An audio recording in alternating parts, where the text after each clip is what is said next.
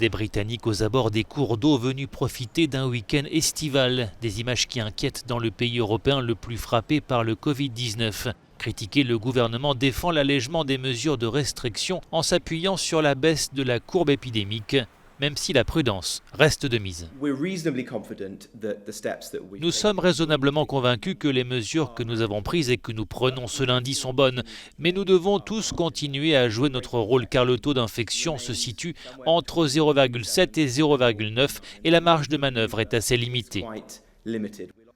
Le recul de l'épidémie a incité le gouvernement à rouvrir partiellement les écoles, mais selon un sondage, moins de la moitié des parents d'élèves envisageaient de remettre leurs enfants en classe.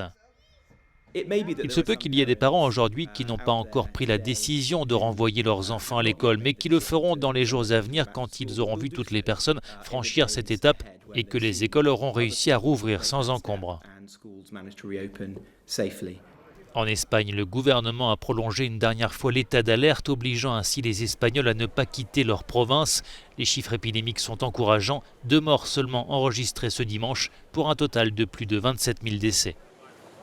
L'Estonie, quant à elle, ouvre un peu plus les vannes en supprimant les exigences de quarantaine pour les ressortissants en provenance d'Allemagne et d'Autriche.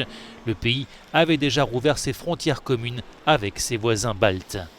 Le déconfinement se poursuit également en France, marqué par la réouverture ce mardi des bars et restaurants avec des mesures plus strictes toutefois en région parisienne, où les badauds ont profité ce week-end d'un moment de détente sur la Seine. C'était le bon moment là vraiment en plus pour en profiter parce que fin de confinement, il n'y a pas de bateaux, les bateaux sont interdits sur la Seine, nous voilà, les gens nous applaudissent, voilà, on est des stars.